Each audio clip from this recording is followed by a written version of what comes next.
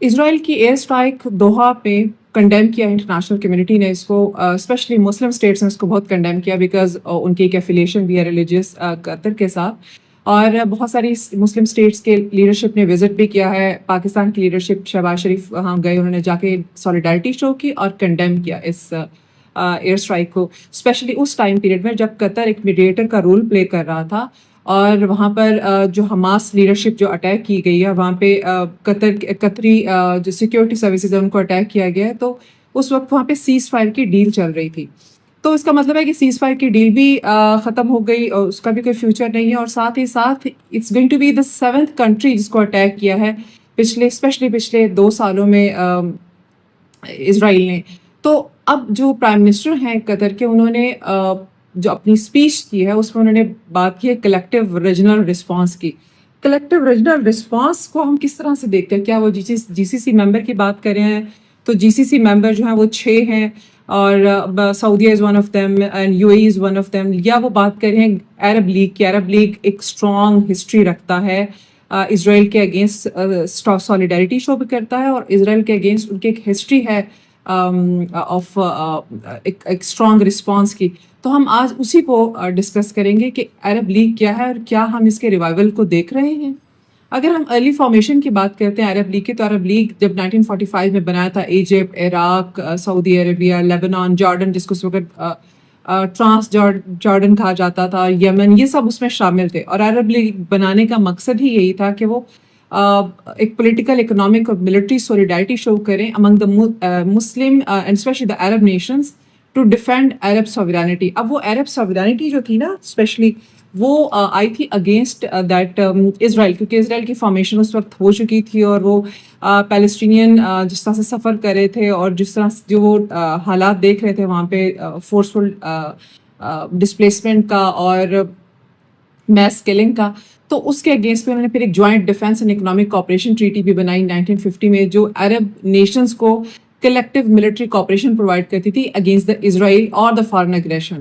اسرائیل کیونکہ اس وقت بہت ہارڈ ٹاپک ہوا کرتا تھا تو اس کو مینشن انہوں نے کیا۔ اب جب پیک کلیکٹیو ایکشن کے جو ٹائم پیریڈ تھا، وہ ہم نے دیکھا کہ 6 days وار تھی، پھر خرطوم سمٹ تھا، پھر یوم کپر وار تھی، جس کے اندر یہ کلیکٹیولی مل کر انہوں نے کاؤنٹر کیا اسرائیلی ایگریشن کو۔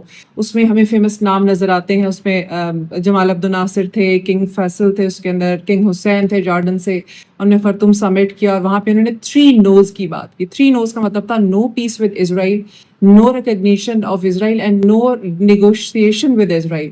تو یہ وہ 3 نوز تھے جس کے اوپر وہ چلتے رہے، اور ایونچولی دے ور سکسیزفل انف کہ انہوں نے اپنی 1973 کی آئل امبارگو کے تھرو انہوں نے ویسٹرن سوسائٹی کو بھی، امریکہ کو اسپیشلی انہوں نے کنٹرول کیا کہ آپ اسرائیل کو سپورٹ کرنا بند کریں۔ تو وہ اس وقت ہائٹ تھی عرب لیگ کی یونٹی کی اور ان کی لیوریج کی، لیکن جیسے ہی ٹائم گزرتا رہا ہم نے دیکھا کہ کیمپ ڈیوڈ ایکارڈ آیا، پھر ہم نے دیکھا کہ نارملائزیشن آف ریلیشن ہوئے، جس میں سب سے پہلے تو اس کو ریکگنائز کیا ایجپٹ نے، اس کے ساتھ نارملائزیشن آف ریلیشن کیے، پیس ڈیل سائن کی ایجپٹ اور اسرائیل کی ہوئی۔ پھر اس کے بعد ہم نے دیکھا کہ جیسے ہی 20th سینچری کا اینڈ ہوتا ہے اور 21st سینچری اسٹارٹ ہوتی ہے، تو اس وقت تک almost all Arab states they were having normalized relation under that Abraham Accord۔ تو جب وہ نارملائزیشن ہوگی تو آٹومیٹیکلی اسٹیٹس کی اٹینشن جو ہے فلسطین کاز سے ہٹ گئی، اور وہ نارملائزیشن کس صورت میں ہوئی تھی؟ کیوں نارملائزیشن وہ کرائی گئی تھی؟ وہ نارملائزیشن اس لیے کرائی گئی تھی بیکاز ڈائیورجنس الائنسز آ گئے تھے، ان کو امریکہ سے ٹریڈ اور اکنامک سپورٹ، اور ان کو چاہیے تھا ملٹری سپورٹ چاہیے تھی، تو امریکہ کے ساتھ ایک بہتر ریلیشن رکھنا، آئل پرچیز اور بزنس ڈیل کرنا، تو اس کے لیے ضروری تھا کہ وہ پرائورٹائز کریں اسرائیل کے ساتھ نارملائزیشن آف ریلیشن۔ اسی لیے پھر یو اے ای، سعودیہ اور بحرین اسپیشلی ان کے ٹائز بہت اسٹرانگ ہو گئے اسرائیل کے ساتھ، بیکاز انہوں نے ٹریڈ اور سیکیورٹی کی جو ڈیلس تھیں ان کو یو ایس کے ساتھ انہوں نے اس کو اٹیچ کیا۔ اسی طرح جو ویک انفورسمنٹ تھی 1950 کے جوائنٹ ڈیفینس پیکٹ کی، وہ پھر آبویسلی جب اسٹیٹس کی اٹینشن ڈائیورج ہو گئی، جب ان کی once the state has got different various national interests، تو پھر وہ कलेक्टिव इंटरेस्ट के ऊपर उनसे उनकी नज़र हट जाती है। और सिमिलरली यहाँ पे भी हुआ, इकोनॉमिक इंटरडिपेंडेंस थी उनकी वेस्टर्न सोसाइटी के साथ, फॉरेन इन्वेस्टमेंट आ रही थी उस वक़्त, तो उन्होंने फिर वो जो कलेक्टिव मूव थी ना अरब लीग की, वो बहुत ज़्यादा डिस्करेज हुआ। इवेंचुअली कि जो लेगेसी ऑफ नॉर्मलाइजेशन चल रही थी अब्राहम अकॉर्ड के अंदर, उसने बिल्कुल ज़ीरो कर दिया उस कलेक्टिव रिस्पॉन्स को। लेकिन अभी हम जब देखते हैं कि अटैक हुआ कतर के ऊपर, तो उसके साथ साथ पिछले 2 साल से स्पेशली हम देखते हैं कि एक वायलेंस रीजन में क्रिएट किया हुआ है इसने इजराइल ने, और वो अब मल्टीपल अरब स्टेट्स को वो अटैक करता है in the name of targeting this Hamas leadership. बल्कि नेतन्याहू ने जो पीस स्पीच किया उसमें उन्होंने मेंशन किया है कि जिस तरह से अमेरिका ने वॉर ऑन टेरर में मुख्तलिफ स्टेट्स में जाके अलकायदा की जो लीडरशिप है उसको टारगेट किया था, इसी तरह हम भी करेंगे। तो ये बहुत बड़ी उनकी एक स्टेटमेंट है। तो उस स्टेटमेंट को मद्देनजर रखते हुए अरब लीग का रिवाइवल होगा, it's big question mark. Reason being कि they have all the Arab state they have got now divergence interest.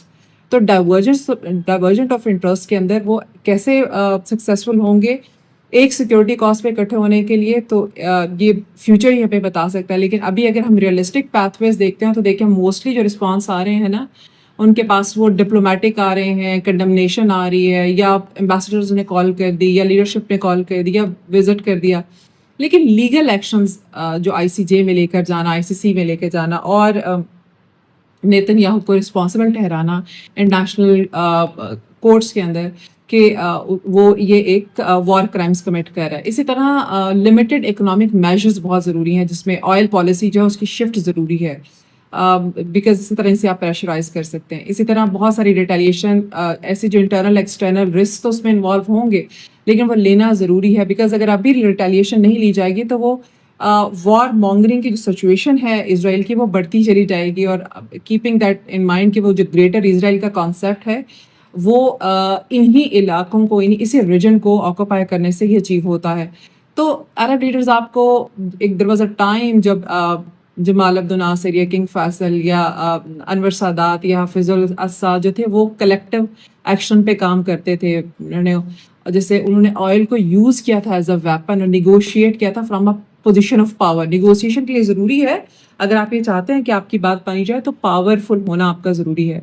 लेकिन दोहा अटैक हमें ये दिखाता है कि फ्रेगमेंटेड अरब वर्ल्ड है, जिसके अंदर बहुत मुश्किल है इनका कलेक्टिव रिस्पॉन्स आना, बिकॉज पीस डील्स जो ये साइन करेंगे वो सेपरेट हैं और डिपेंडेंसी आउटवेट कर जाती हैं सारी सिचुएशन को। सो क्वेश्चन वही मौजूद रहता है कि क्या अरब स्टेट्स अभी भी उनके अंदर वो खर्तूम समिट का वो स्पिरिट मौजूद है to defend the sovereignty and integrity of the collective response. तो it's again a big question. I would really like to know your opinion about it. Comment in the comment section, like this video and subscribe the channel. This is Dr. Gulayasha Bhatti, and in another video we are going to discuss another international news. Thank you.